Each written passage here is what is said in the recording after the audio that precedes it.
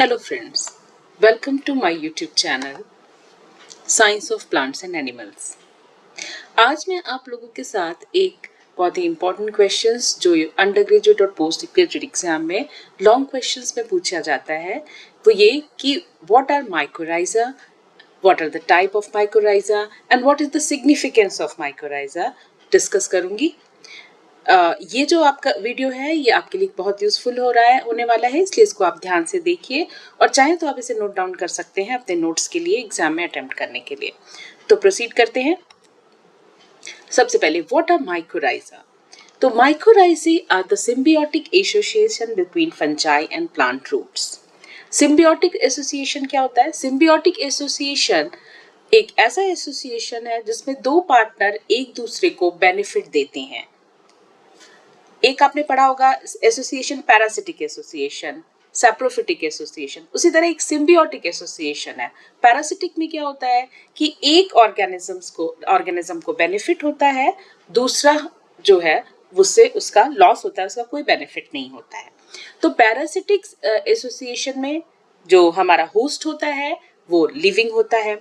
Saprophytic association में क्या होता है कि जो हमारा होस्ट होता है जिससे हम न्यूट्रिशन लेता है दूसरा ऑर्गेनिज्म, वो होस्ट नॉन लिविंग होता है, डेड होता है। तो पैरासिटिक सैप्रोफिटिक पढ़ चुके हैं। सिम्बियोटिक एसोसिएशन मतलब कि दोनों ऑर्गेनिज्म जो आपस में म्यूचुअल जिनका एसोसिएशन है, दोनों को बेनिफिट होता है। ये सिम्बियोटिक एसोसिएशन आप फंजाई का एल्गी के साथ पढ़ चुके हैं जिसे कहते हैं lichen. Lichen is the symbiotic association between fungi and algae. But mycorrhiza are the symbiotic association between fungi and plant roots. The term comes from Greek word mucus means fungus and rhiza means root. आप एक चीज यहाँ पे इस term से mycorrhiza से देखिए कि माइको मीन्स ही होता है, माइको जो है ग्रीक वर्ड म्यूकिस से निकला है जिसका मतलब होता है फंगस, और ये माइको फंगस की स्टडी को कहते हैं माइकोलॉजी। ये भी अगर आप रिकॉल करें तो आपको याद आएगा कि माइकोलॉजी कहते हैं। तो माइकोलॉजी का myco and rhiza means root means this is the symbiotic association between fungi and plant root. These associations are widespread with about 90% of plant species forming mycorrhizal relationship. In a mycorrhizal relationship, the fungus colonize the plant's root system either externally or internally. Externally is called ectomycorrhizae and internally it is called endomycorrhizae or arbuscular mycorrhizae. This partnership benefits both organisms. The fungus helps the plant to absorb water and nutrients, while the plant provides the fungus with carbohydrate, the food that is made by the plant, because fungus does not have chlorophyll. Fungus does not have chlorophyll. They are heterotrophs. Fungus are heterotrophs. They cannot make their food, so they depend on the other organism. In this case, they are with the symbiotic association with the plant roots. So the plant provide food to the fungus and fungus provide water, absorb water and nutrients. In this way, fungus helps to the plant.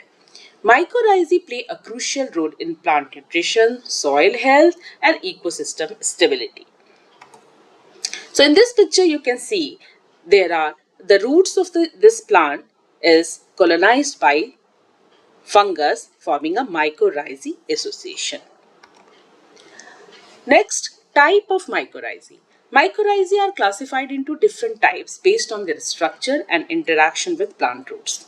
The main types include, first is ectomycorrhizae and the second is endomycorrhizae. Ectomycorrhizae, the fungal partner form a sheath around the root surface.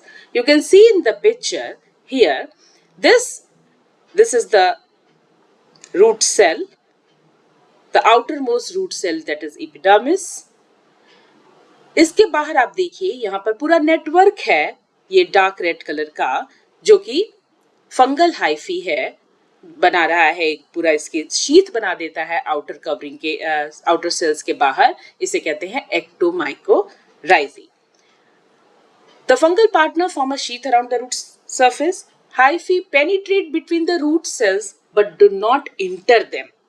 You can see in this picture these hyphae penetrate between the root cells. Between the root cells, जो cells के बीच की जो spaces हैं उसमें ये penetrate कर रहे हैं, ये cells के अंदर नहीं penetrate कर रहे हैं.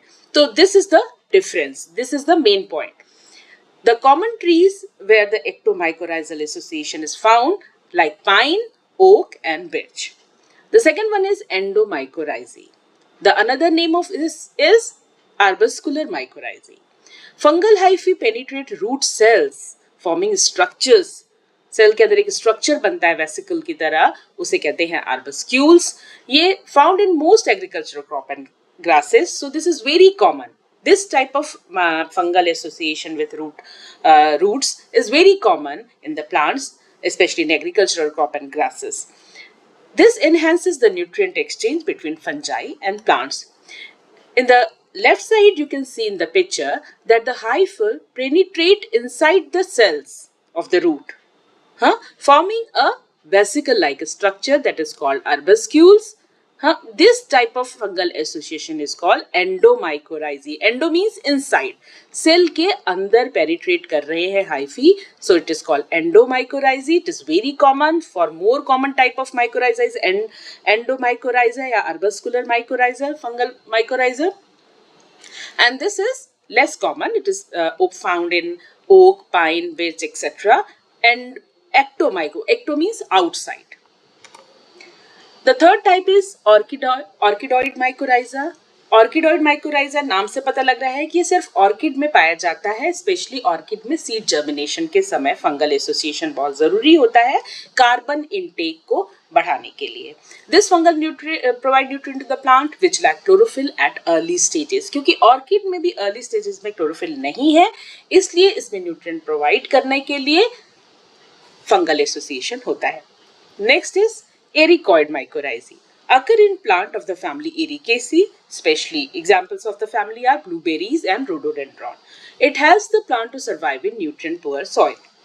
Next is arbutoid mycorrhiza. Found in plants like arbutus and artostaphylos. Share characteristic of both ecto and endomycorrhiza. Next is monotropoid mycorrhiza. This is found in non-photosynthetic plants like Monotropa. It is also known as Indian pine.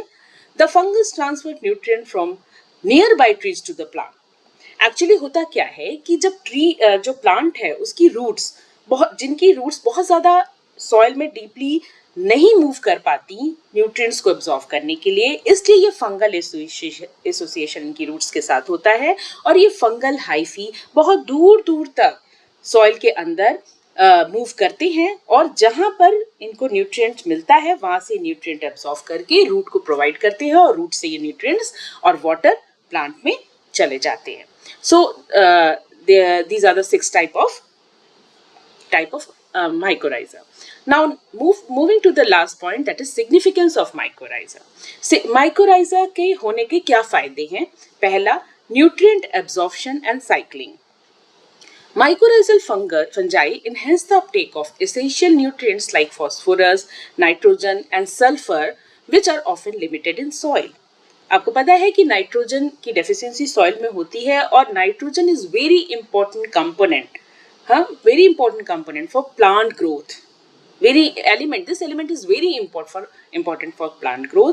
तो nitrogen, phosphorus और sulphur plant growth के लिए जो important nutrients हैं, इनकी Uptake को enhance करता है ये fungi. They improve nutrient cycling by breaking down organic matter and making minerals more accessible to the plant. So the first point is nutrient absorption and cycling. Second is improved water absorption. This is also very important. The fungal network extends beyond the plant's root system, increasing water absorption. This is particularly beneficial in drought condition, helping plant to survive in arid environments. Third is soil health and stability. Mycorrhizae contribute to soil structure by binding soil particle together, reducing erosion. आपको पता है कि जैसे कि roots होती हैं वो soil को बाइंड करती हैं, वैसे ही जब ये माइकोराइजा, जब फंजाई की जो हाइफल नेटवर्क है वो सॉइल के अंदर होगा तो वो भी सॉइल पार्टिकल्स को बाइंड करेगा और स्टेबिलिटी बढ़ाएगा प्लांट की. They promote microbial diversity supporting beneficial bacteria and fungi that enhance soil fertility. Fourth point is disease resistance and stress tolerance. Mycorrhizal fungi help plant to resist soil-borne pathogens by forming a protective barrier around the root. आपने देखा जो ectomycorrhiza है या endomycorrhiza भी है, पहले तो ये रूट की आउटर मोस्ट सेल के चारों तरफ एक कवरिंग बनाएगा, उसके बाद ही उसके अंदर पेनिट्रेट करेगा. तो ये जो प्रोटेक्टिव कवरिंग बन जाती है रूट सेल्स के बाहर, रूट्स के बाहर, वो इनको सॉइल बॉर्न पैथोजन से प्रोटेक्ट करती है. They also improve tolerance to salinity and heavy metal contamination making them valuable in polluted environment. Next is this figure. You can see how the endomycorrhiza, arbuscular mycorrhiza, which is very common found in the agricultural crops, किस तरह से ये hyphae penetrate करते हैं और cell के अंदर एक वेसिकल लाइक स्ट्रक्चर बनाते हैं और न्यूट्रिएंट्स को एब्जॉर्ब करके प्लांट सेल्स में, रूट्स में सेंड करते हैं, भेजते हैं. अपटेक ऑफ न्यूट्रिएंट्स बढ़ जाता है. Next is plant growth and productivity. Mycorrhiza stimulate root branching and development, leading to stronger and healthier plant. They are widely used in agriculture and forestry to improve crop yield and tree growth. Last one is ecological and evolutionary importance. Fossil evidence suggests that early land plants relied on mycorrhizal fungi for survival.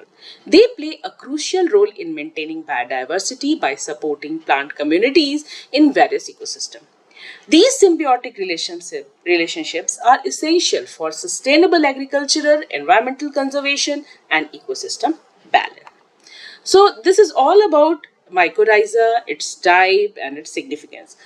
जितने points मैंने आपको बताए यहाँ पर, वो सारे important points अगर आप अपने नोट्स में, अपने एग्जाम में अटेम्प्ट करते हैं, आई एम श्योर कि आपको फुल मार्क्स मिलने वाले हैं. इसलिए इस चैनल को सब्सक्राइब करिए और ये जो वीडियो है आज का, इसे सेव कर लीजिए अपने एग्जाम में रिवाइज करने के लिए. Thank you so much. Please like, share and subscribe my channel.